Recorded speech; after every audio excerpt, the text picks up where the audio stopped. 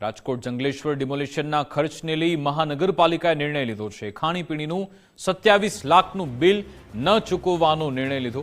Jangleshwar demolition ખર્ચની દરખાસ્ત મનપા દ્વારા નામંજૂર કરાઈ. રાજકોટ મનપાના રેટ કોન્ટ્રાક્ટનો મામલો હવે ગરમાયો. તમામ રેટ કોન્ટ્રાક્ટનું હવે ફરીથી સમીક્ષા થશે. જો ભાવ વધુ હશે તો નવું રીટેન્ડર કરાશે તેવું પણ મેયરે કહ્યું. વધુ ભાવવાળા રેટ કોન્ટ્રાક્ટને તાત્કાલિક રદ કરાશે. જંગલેશ્વર ડિમોલિશન ખર્ચના 27 લાખ રૂપિયા નામંજૂર કરાયા. મનપા દ્વારા કોઈ પણ પ્રકારના રૂપિયા નહીં ચૂકવાય. અગાઉ ચૂકવાયેલા રેટ કોન્ટ્રાક્ટમાં હવે કંઈ થઈ શકે નહીં.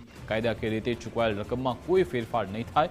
સમયના અભાવે ટેન્ડર ન અપાયાનું દરખાસ્તમાં લખાયું. મનપાના નિર્ણયથી કોન્ટ્રાક્ટરોમાં ફફડાટ વ્યાપ્યો છે.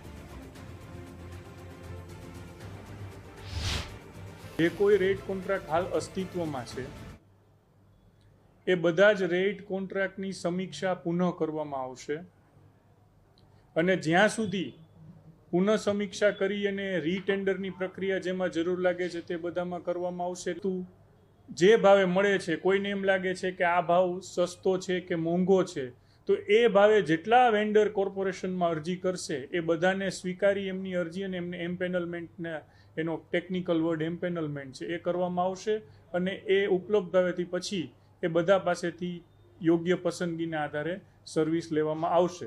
મને માહિતી આપી એ મુજબ આમાં નિયત ટેન્ડરની પ્રક્રિયા ફોલો કરવામાં ન હતી, એટલા માટે નામંજૂર કર્યું છે. એક લીગલ પ્રક્રિયા છે, એનું પણ ટેન્ડર કરવામાં આવ્યું હોય અને ટેન્ડરમાં જે લોકો એપ્લાય થયા હોય એ લોએસ્ટ જે હોય એનું મંજૂર કરવામાં આવ્યું હોય. એટલે ચૂકવાઈ ગયેલી પ્રક્રિયા એ કાયદાકીય પ્રક્રિયાને અનુસરીને કરેલી પ્રક્રિયા જ છે.